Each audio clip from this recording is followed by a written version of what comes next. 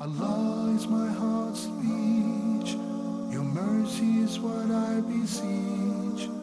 Keep in my heart your remembrance, and in your deen allow me to advance. Help me in my quest. Permit me to pass the ultimate test. Help me in my quest. Permit me to pass the ultimate test. Assalamu alaikum wa rahmatullahi wa barakatuh. Bismillah ar-Rahman ar-Rahim. All praise due to Allah alone. We praise Him and we seek His help. Whomsoever Allah guides is the truly guided one, and whomsoever Allah leaves astray, none can show him guidance. May the best peace and blessings be upon Prophet Muhammad, peace be upon him. Brothers and sisters, welcome once again to another live edition of our program, Ask Huda. Our phone numbers beginning with the area code are 002, then 023855 132.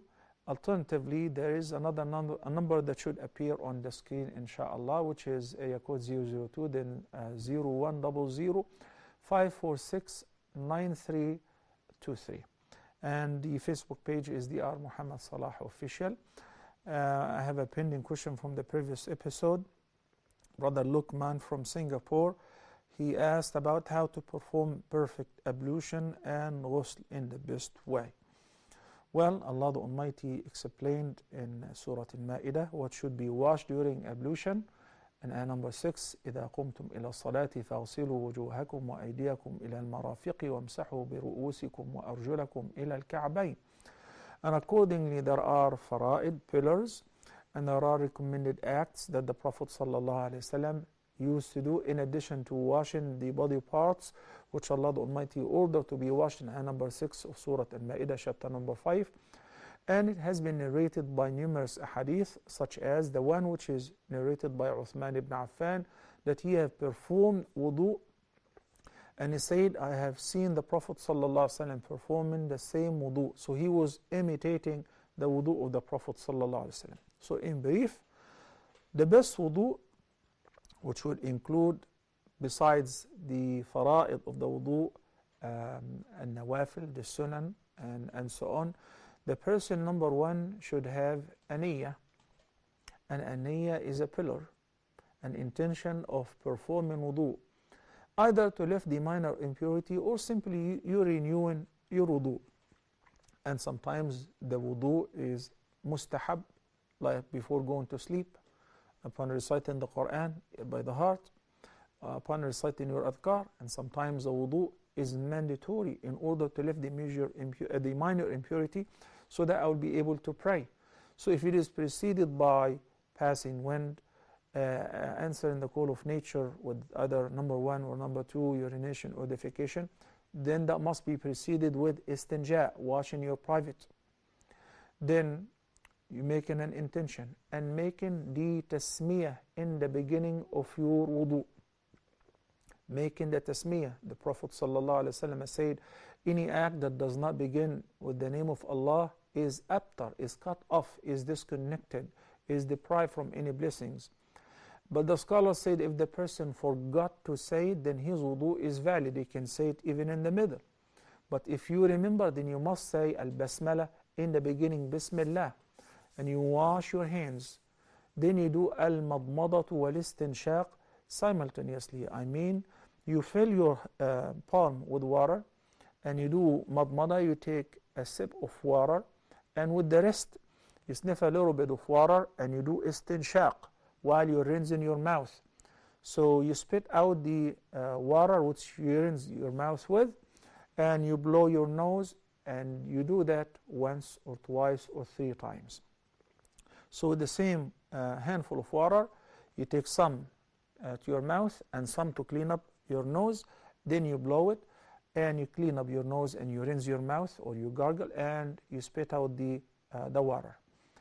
Then afterward, you wash your face. اغسلوا وجوهكم. That is the first pillar. يا أيها الذين آمنوا إذا قمتم إلى الصلاة فاغسلوا وجوهكم. Washing the face, which covers al-jabha, the forehead, and the origin of the hair, all the way between what is known as shahmatay al-udhunayn, and all the way beneath the shin. That is the face. longitudinally and transverse. Both ways you wash your face. And you do that 3 times. And the Prophet ﷺ did wudu once by washing the body parts 3 times, and once by washing them twice, and once by washing only once. And if the person did sometimes 3 times and sometimes 2 times only or once, it is all valid, even if he mixes within the same wudu. But the perfect wudu, since Brother Luqman from Singapore requested how to perform a perfect wudu, okay, is to do it thrice. So the minimum is 1, and this is what is mandatory. Besides that is recommended, it is a sunnah. Then after washing the face, you wash the arms up to the elbows, and you begin with the right. Then you secondly wash the left arm. With regards to washing up to the elbows, this is the minimum requirement. وجوهكم وأيديكم إلى المرافق. And the Prophet ﷺ said on the Day of Judgment that my ummah, he will be able to recognize them. They said how? He said, إن أمتي يدعون يوم القيامة غرا محجلين من أثر الوضوء. Al-ghurra, which is a whiteness that appears on the forehead of an exceedingly black horse. You know, when you have an Arabic horse worth $1 million or so, very expensive, and with a beautiful white spot on the forehead, that's plus, okay? And muhajjalin, at-tahjil is the white color on the legs and the arms of the horse, the exceedingly black horse. The meaning of that is that on the Day of Judgment, the ummah of the Prophet, peace be upon him, as he used to perform wudu very oftenly, the body parts which they used to wash during wudu will appear with light, will be lit and illuminating. غُرًّا مُحَجَّلِينَ مِنْ آثَارِ الْوُضُوء. Then after washing the arms, you wipe with your wet fingers over your hair as follows. Once you go back with your wet hands, and you do your ears, the inner part and the outer part of your ears, and you can bring your hands back, and that is how you wipe over them. Then you wash your feet, the right foot first, then the left foot second, and up to the ankles. The ankles are the 2 bones projected on both sides of one's foot. And you make sure when you're washing your hands, you do takhlil, which wash between the fingers. And when you wash your feet, you wash between the toes. You put your fingers between the toes. When it comes to the feet, exceeding the ankles and washing a little above that would also give you the quality of at-tahjil. The light would appear on that part. Washing the arms up to the elbows, as you said. But if you go further, this is plus, and this is recommended, as the Prophet ﷺ has said. Let's take some calls. Assalamu alaikum. Brother Idris from USA. Yes, assalamu alaikum. Assalamu alaikum, Brother Idris. Welcome to Ask Huda. Wa alaikum salam. Thank you. I have one question. Yeah. Credit union,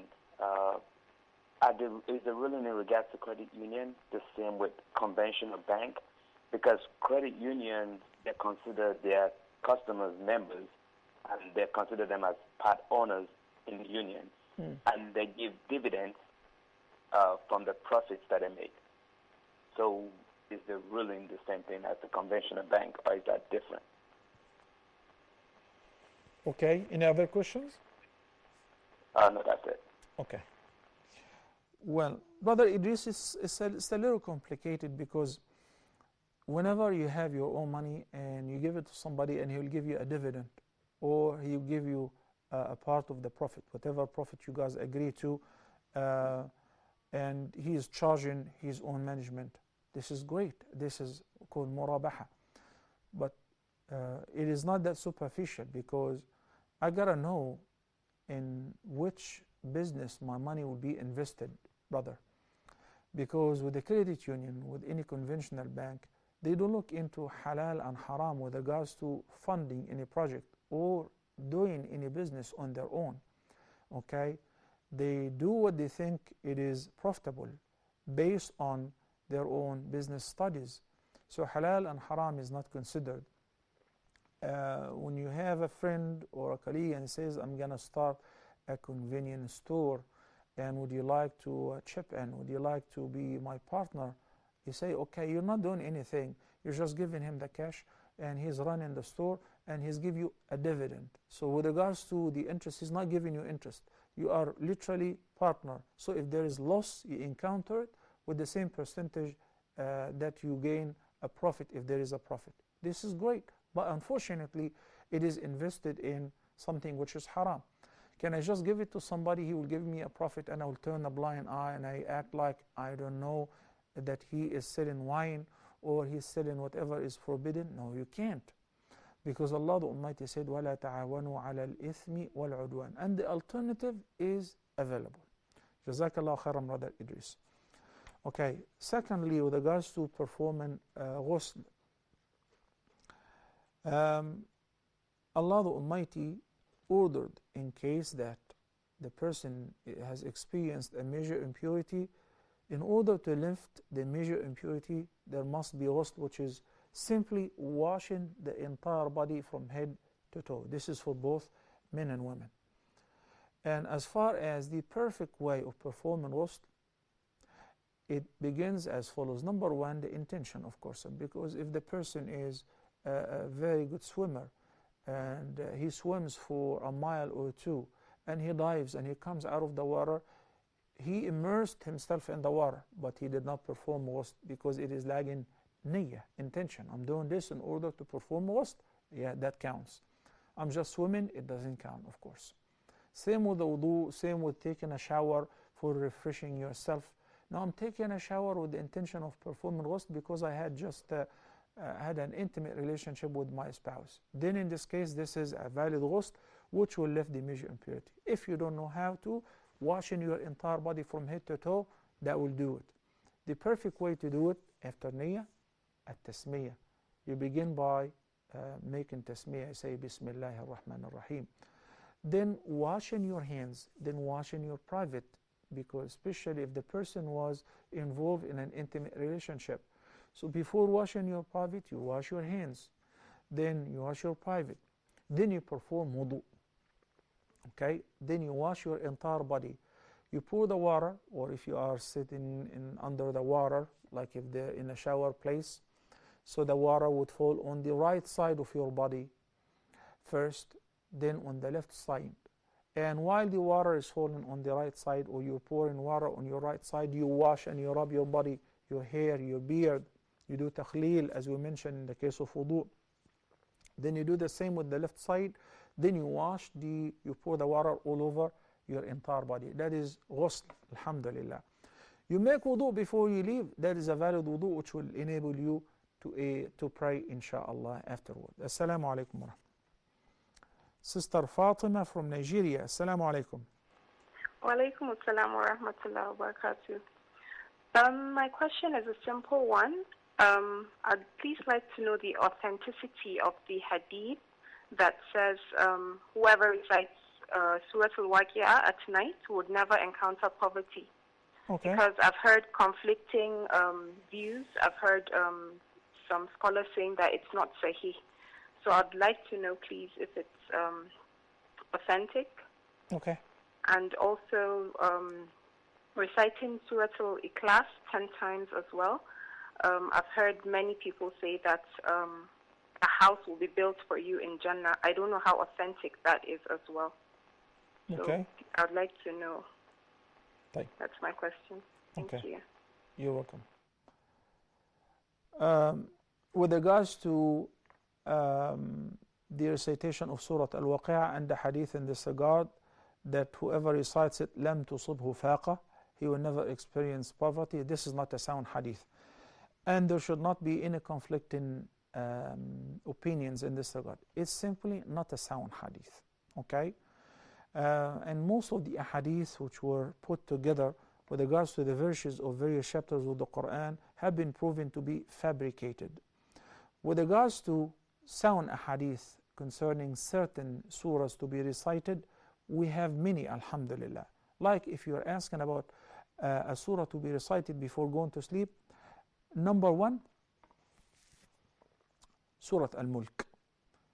the Prophet ﷺ says, it protects the person who recites it before going to sleep at night against the torment of the grave.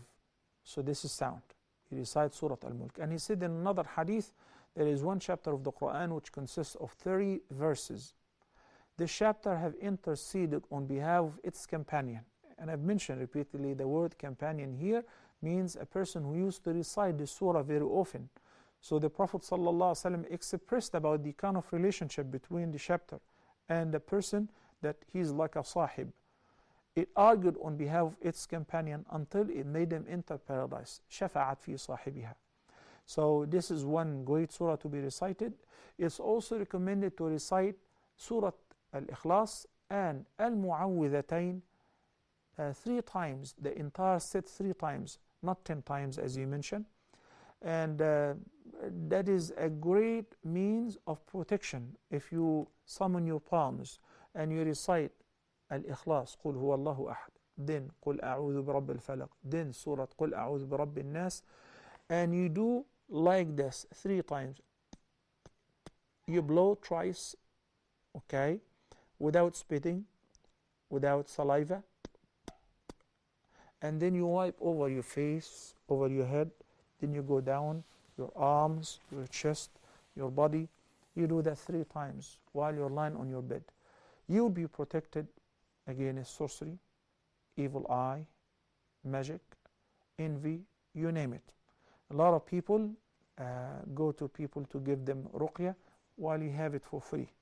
When you do that every night, this is something, it has been narrated that the Prophet ﷺ used to do this very often, to the point that when he was sick in the sickness right before his death, Aisha radiallahu anha knew that he wasn't able to do that, so she would collect his palms and she would recite in them and wipe with his own palms over his own body, sallallahu alayhi wasallam. Another great thing to be recited, Ayatul Kursi, and the last couple verses of Surah Al-Baqarah, آمن الرسول بما أنزل إليه من ربه والمؤمنون, to the end of the chapter. Assalamu alaikum. Sister Fatima from Guinea. Assalamu alaikum wa rahmatullahi ya Sheikh. Wa alaikum assalam wa rahmatullahi wa barakatuh. Okay. My question is about inheritance. If a man dies and leave one wife, one child, a girl, and a living father, I know the division is for the wife 1/8, for the father 1/6, for one daughter I think is half. But my question is, if you put it in percentage, like for the wife 1/8 would be about 12 or 13%, 1/6 about 16%, and they have 50%, so it will be around 80%. So what happens to the 20% when distributing the inheritance? Okay. Assalamu alaikum wa rahmatullahi. And Dr. Fali, please, I would like to have your private number for another question. Okay, wa alaikum assalam wa rahmatullahi wa barakatuh, Sister Fatima. Okay. Ansu Boyang. Ansu asked about can men and women use spray, perfume before going out? Well, the Prophet ﷺ loved to wear perfume, and especially if he was going out to attend the prayer. And among the sunan before going to any prayer, particularly the Friday prayer, is to wear the perfume, to perform ghusl and to wear nice clothes and to wear perfume. While the Prophet ﷺ ordered men to wear, or recommended for them to wear perfume upon going out, he ordered women to wash it off if they are going out. There is a difference between wearing a deodorant and washing off in order not to have any smell, and wearing an attractive perfume which will make people who are not your mahram look at you or try to locate and find the source of this very attractive fragrance. So he said even if she's going to the masjid and she's wearing perfume, she should go home to wash it off, then she can go back to the masjid. A very important question, and the sister here requested that we should conceal her name, and we'll be happy to do that. She said, It's a long question. Basically, she said, my husband lied to me about smoking before marriage. I figured that out of that recently he's actually smoking. He's been denying that, and that's why he was avoiding kissing me and hugging me and all of that. So anyway, I realized that he is actually smoking and he's been lying to me. So I started sleeping on the sofa since last April. And he sent me a message asking me to join him to his bed, and I didn't. Am I doing haram? Okay, I will answer your question, inshallah. It's a very important question. Assalamu alaikum. Sister Khadija from United Arab Emirates. Alaikum assalam wa rahmatullahi wa barakatuh, Dr. Salah. How are you? Fine, alhamdulillah. Thank you for asking, How is Sister your Khadija. family? Go ahead. Dr. Salah, I have a few questions regarding prayer. Yeah. Can I ask you, please, women better pray at home or in masjid? Because masjid is down under building, so it is near. Just we go down and there is masjid. And plus, second question is, can I pray behind my son at home? So he will be imam, and I will pray. He will lead prayer, and he's 14 years old.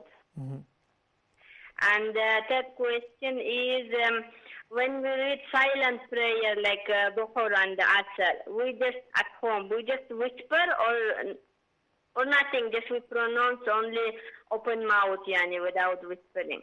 Okay. And then, what else? I want to ask you, when we renew our wudu after Salat al-Fajr and after Salat al-Asr, can we pray 2 rakat nafila? And what intention should be for this prayer? Okay. And also last question regarding if Imam praying Surah Fatiha, we should follow him. He's not giving chance after when he finished. So we will listen or we will read with him. And when we late for the prayer, already is praying some other surah, we will read Fatiha with ourselves when we pray in masjid. Thank you very much. Jazakallah khairan. Okay. Thank you, Sister Khadija. Brothers and sisters, inshallah, we'll take a quick break and we'll be back in a few minutes. Please stay tuned.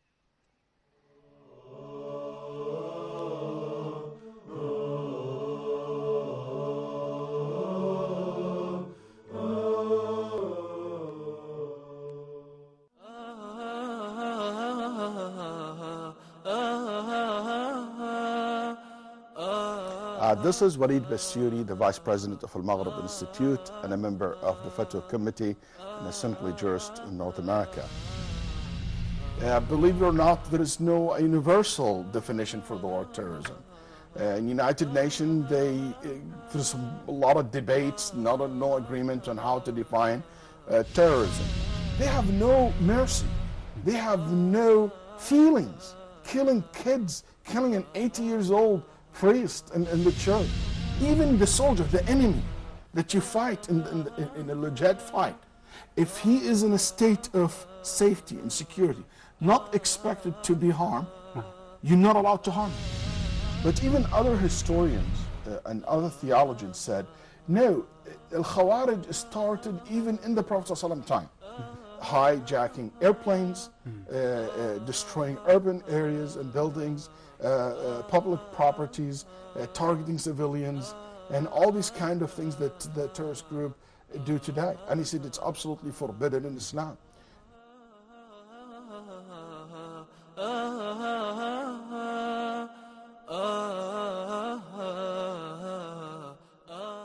فلا يتدبرون القرآن.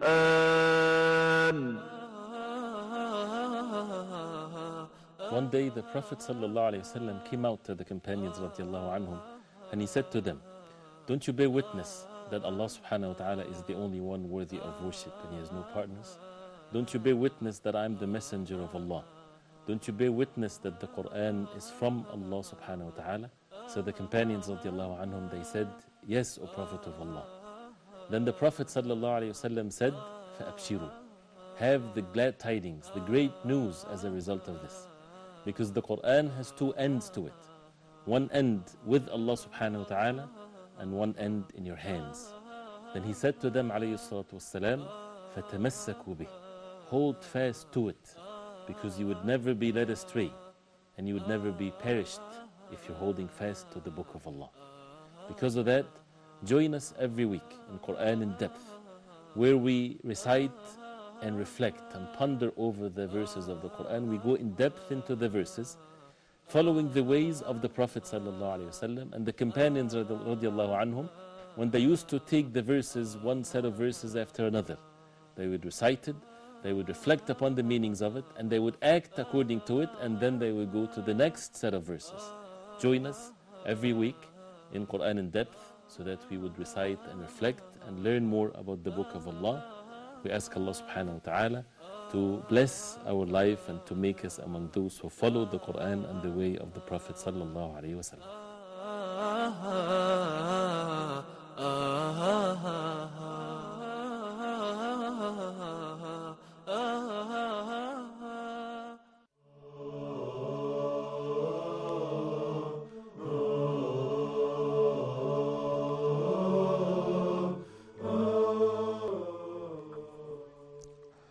Assalamu alaikum wa rahmatullahi wa barakatuh, and welcome back. Our phone numbers beginning with area code are 002, then 01 005469323. Alternatively, same area code, then 0238555132, and the same email address and Facebook page. We have a couple pending questions and also the question from the anonymous sister.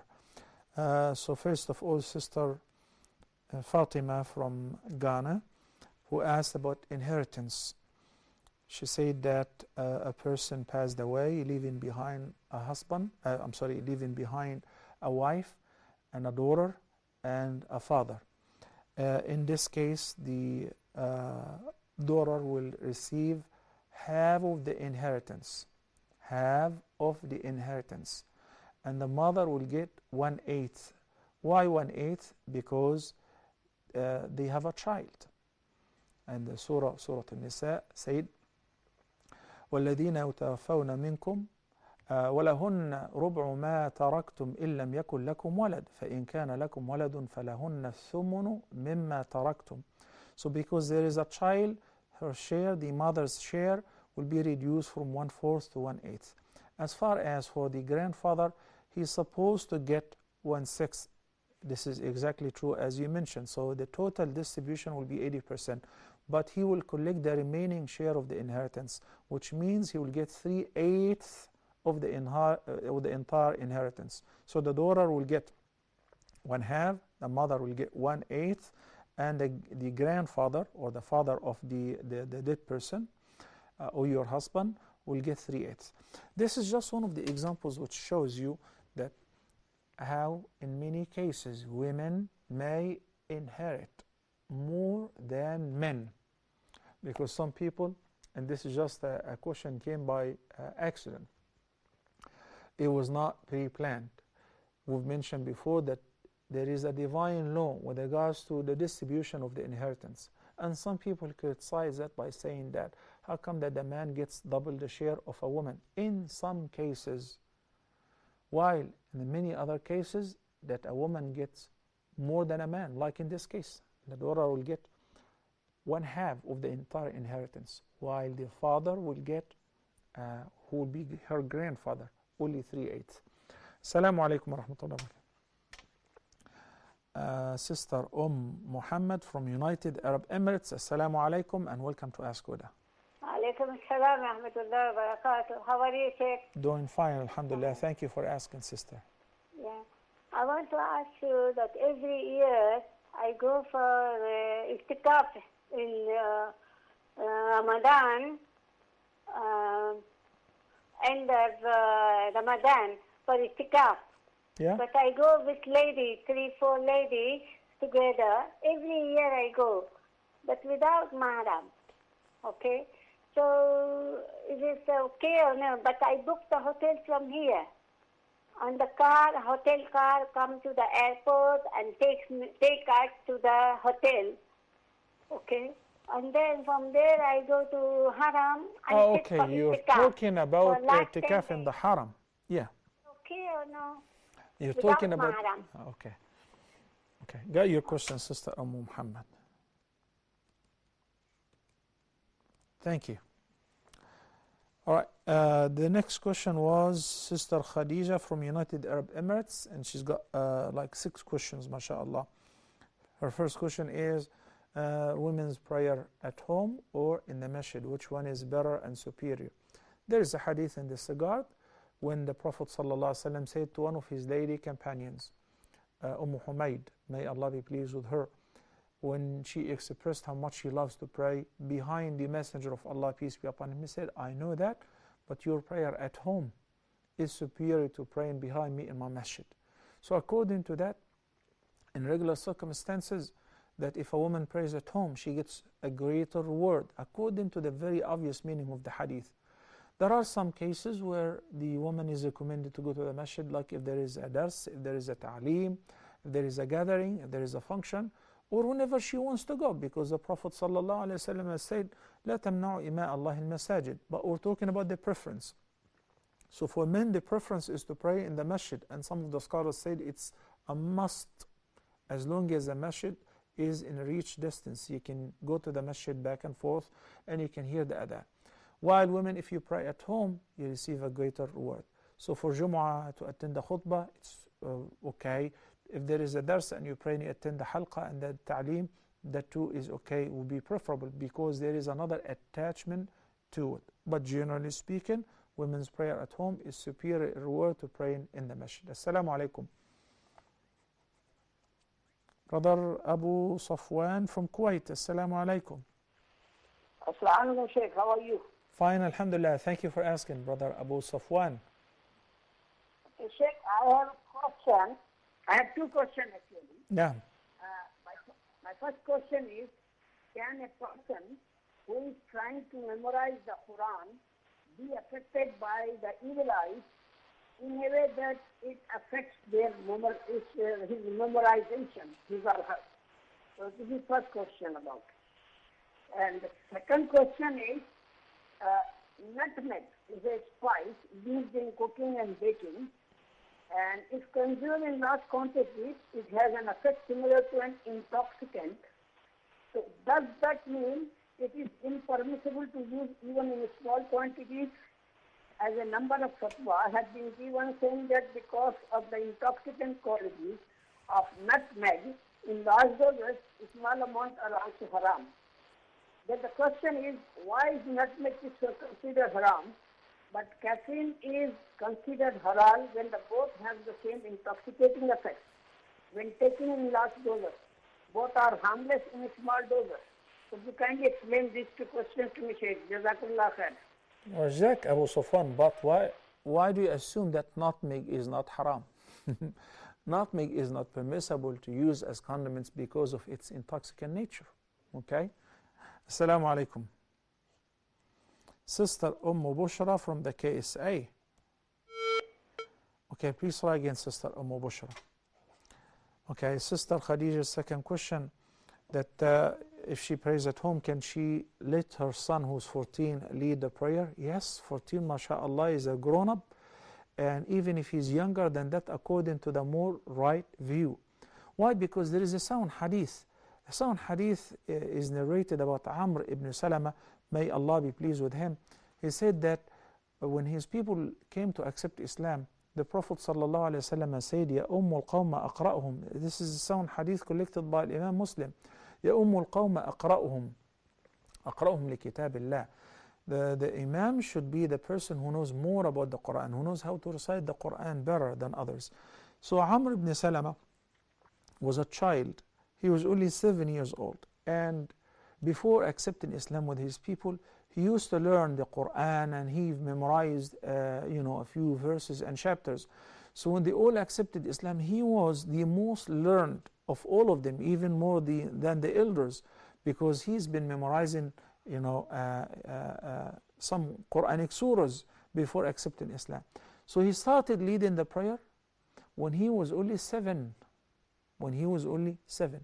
What matters here is that maturity, the child who's leading the prayer is aware of the right procedures of the prayer, and he is responsible. So when he stands in the prayer, he doesn't turn around, he doesn't leave the prayer to play, You know, he's responsible. There are some children like that, and there are some grown-up who keep turning right and left because they are not used to it.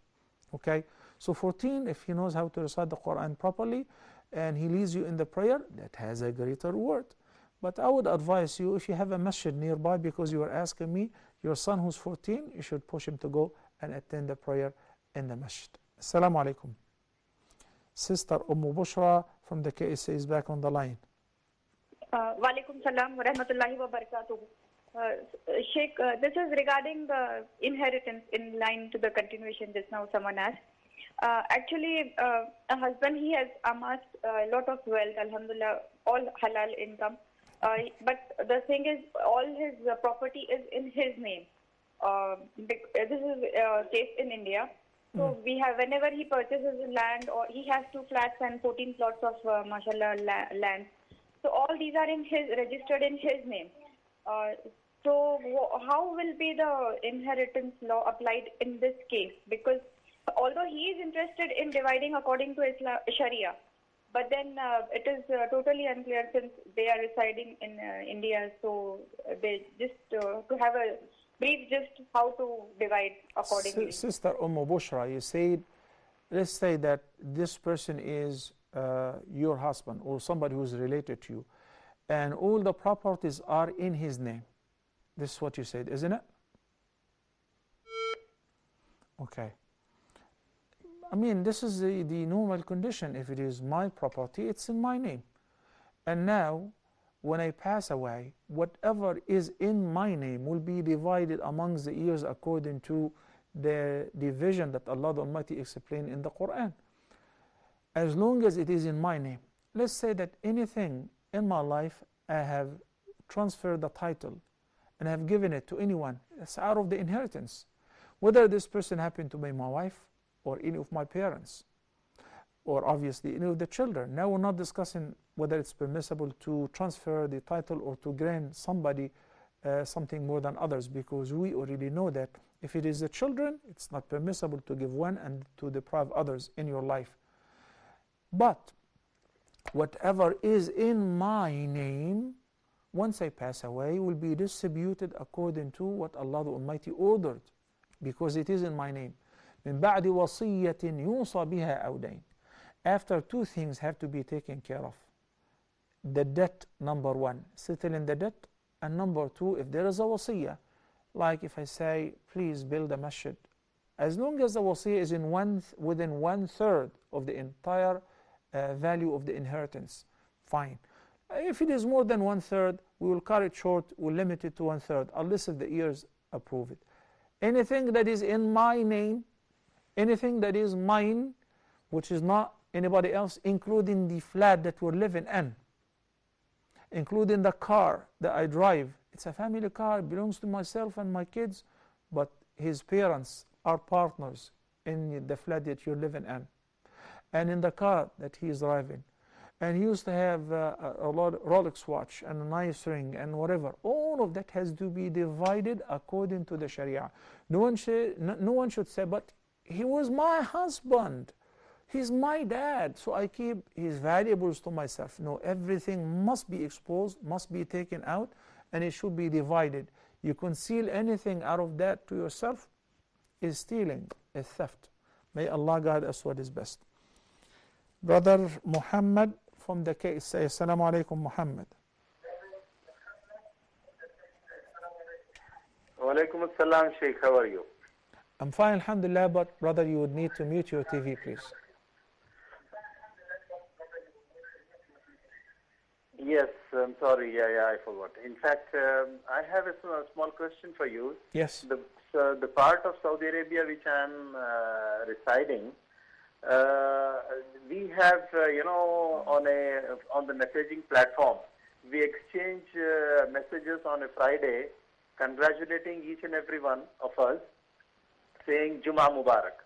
Yeah. Is it permissible, or is there any hadith which prohibits us from doing this one? It's a smart way to ask your question, brother Muhammad. Inshallah, I will answer you. We'll be happy to answer you, inshallah. Assalamu alaikum.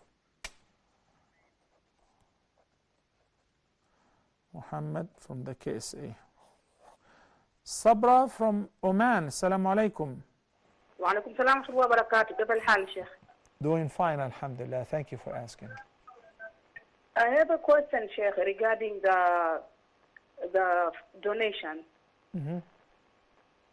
In North America, sometimes when you give donation to the masjid, you get the paper at the end of the year, like the T4, so you can claim for income tax. Is that permissible to claim for the income tax for that paper, for that money which you have given to the masjid, like a sadaqah? You're calling from Oman or Amman, and you're living in the Middle East or in the States? No, right now I'm living in Oman, Muscat. Okay. But your but question is concerning taxes in North America. Exactly, I used to live in Canada. Okay, okay. I got your question. Okay. Basically, with the IRS, the tax exemption system in North America, if you give any donation to anywhere, you have the right to write it off your taxes. Is that permissible? It is permissible, and enjoy it. So anything that you give to the masjid, to the orphans, to an orphanage, to a school, to write any check or give any cash and you have the receipt, claim it, because it's 100% legal. And it is legitimate from a Sharia point of view because you write it off the tax. Sister Khadija's third question, the prayer in which people call it sirriya, yani we don't recite out loud. It's not secret, rather it is quiet. And it's not quiet in a sense we don't recite anything, because if you don't recite, the prayer is invalid. Whether you're praying as a follower in a jama'ah or by yourself, you must recite on your own. Some people stand in Dhuhr and Asr saying nothing, and they say that the Imam would recite on our behalf. That invalidates the prayer. With my due respect, I know that there are one opinion which says فَقِرَاءَةُ الْإِمَامِ لَهُ قِرَاءَةٌ, but the right view, مَنْ لَمْ يَقْرأ بِفَاتِحَةِ الْكِتَابِ فَصَلَاتُهُ خِدَاجٌ لا صلاة لمن لم يقرأ بأم الكتاب. If any person doesn't recite Al-Fatiha in his prayer, then his prayer is invalid or incomplete. So what you need to do, especially in the prayers which we call them quiet, because if you're praying behind an imam or if you're praying by yourself, you don't raise your voice. Now, you do recite. And the sister is asking, how do you recite? Do you recite by your heart, or you have to utter the words and the letters? You must recite by reciting words and letters. You just simply, you don't make it vocal. I don't hear your voice. But you are actually reciting like this. You are reciting but without sound. Okay? You must recite Al-Fatiha in each rak'ah. You must do the tasbih in each ruku' and sujood, and the tashahhud in the middle and by the end. And you do the takbir. You don't say, I'm doing it by the heart. That invalidates the prayer. Her next question is,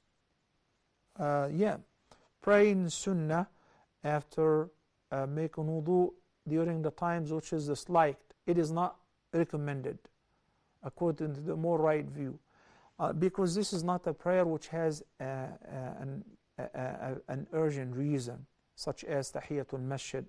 Okay, it's not really emphatic. So during any other time, it is recommended, and there is a difference of opinion in this regard, by the way. Her sixth question is, if I recite with the Imam and he does not give me a chance to recite Al-Fatiha after the recitation of his Fatiha and before beginning the new chapter, how is my prayer? According to the ayah of Surah Al-A'raf, وَإِذَا قُرِئَ الْقُرْآنُ فَاسْتَمِعُوا لَهُ وَأَنصِتُوا لَعَلَّكُمْ تُرْحَمُونَ, which orders that whenever the Quran is recited, you should listen attentively to it in order to be eligible for mercy. Most of the Mufassirin, if not all, have agreed that this ayah was revealed concerning the recitation of the Quran in the prayer. يعني, if the Imam is reciting, you should be listening. You shouldn't be reciting anything else on your own. So if you happen to pray behind an Imam whom you don't know his nature, he finished his Surah Al-Fatiha and you started immediately reciting Bismillahir Rahmanir Rahim, Alhamdulillahi Rabbil Alameen, and he started the new surah, then pause and listen to his recitation in the more right view according to this ayah. And you've done your best, you were not able to recite it. But if he gives you a chance, you should recite it on your own. I don't know if we have, yes, we have Brother Abu Safwan answer one of your questions. And the second is, if somebody is memorizing Quran, is it possible that he may be envied with regards to the swift of the memorization and his memory? Yes, envy happens in anything and in everything. Not only in the worldly matters, but also in the religious matters. That's why the Prophet ﷺ recommended that you should seek help in concealing your duties, your activities. You do not reveal everything. You do not talk about everything to everyone. You don't say to somebody, guess what? I can memorize 20 pages a day. Well, if he envies you, it's because you expose yourself. You know, you should not tell everyone everything, only your loved ones. Envy may happen even without intention. Envy, a person may envy himself, his property, his own children. One should ask Allah subhanahu wa ta'ala to bless him or to bless the person who possesses anything that he likes. So you say, Allahumma barik li fi dhakarati, oh Allah, bless my memory. You know, you're happy. And in Surah Al-Kahf, the story of the two companions, the righteous and the wicked. And the righteous said to the wicked, وَلَوْلَا إِذْ دَخَلْتَ جَنَّتَكَ قُلْتَ مَا شَاءَ اللَّهُ لَا قُوَّةَ إِلَّا بِاللَّهِ. I mean, this is one of the means of protecting your property, that when you see your property, when you see any blessing that you have been blessed with, you say, مَا شَاءَ اللَّهُ لَا قُوَّةَ إِلَّا بِاللَّهِ. Also according to many of the Mufassirin. Assalamu alaikum. Sister Safiya from the UK. Assalamu alaikum, Sheikh. Wa alaikum assalam wa rahmatullahi wa barakatuh. Hello, Sheikh. I just have some question to ask. Yeah? I mean, your first caller asked about union, and I didn't know what it was, but it reminded me, as I pay employment union, is it Islam allows to pay that? Are you employed by union, by credit union? Or No, I pay for protection. Is it allowed? What protection? Insurance, you mean? Yeah, but it's like in case I have problem with my employer, so they can, like solicitors.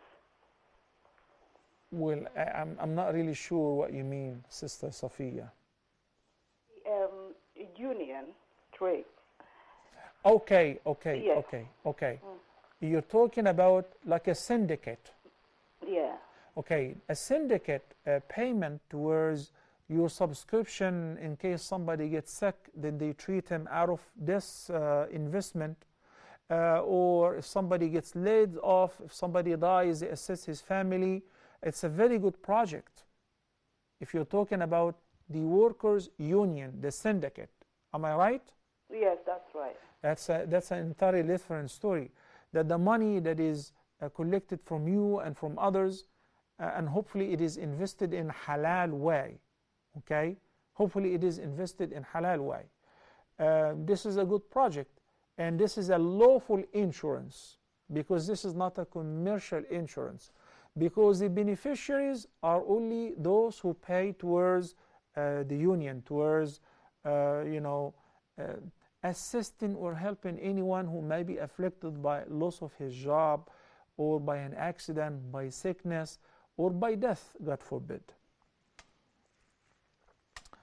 And I hope I understood the two questions clearly, because the first one was a credit union, okay, and this one is talking about a syndicate, or an insurance that is provided by the syndicate. Sister Muhammad from United Arab Emirates asked about performing i'tikaf in the haram. In a haram or any masjid, is it permissible for women to perform i'tikaf? It is permissible. The Prophet's wives have performed i'tikaf and sometimes on their own, as long as your mahram is okay with that, and as long as you're staying in a safe place and with a safe company, okay, to avoid any sort of fitna. With regards to traveling from anywhere to anywhere else without a male mahram, that the Prophet ﷺ did not allow a woman who believes in Allah and the last day to travel the distance of 3 days and nights without a male mahram of hers. We said that if there is a necessity and she doesn't have a male mahram with her, or if she cannot afford to have a male mahram to travel with her, that's an exception.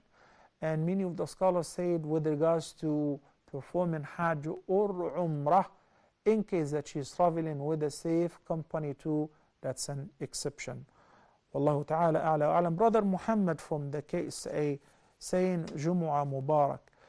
If somebody is doing this occasionally as wishing somebody a happy day, a happy week, a happy month, a happy whatever, no problem. But keep in mind that Jumu'ah Mubarak, it is not a prescribed greeting or invocation relating to any Jumu'ah or any Friday.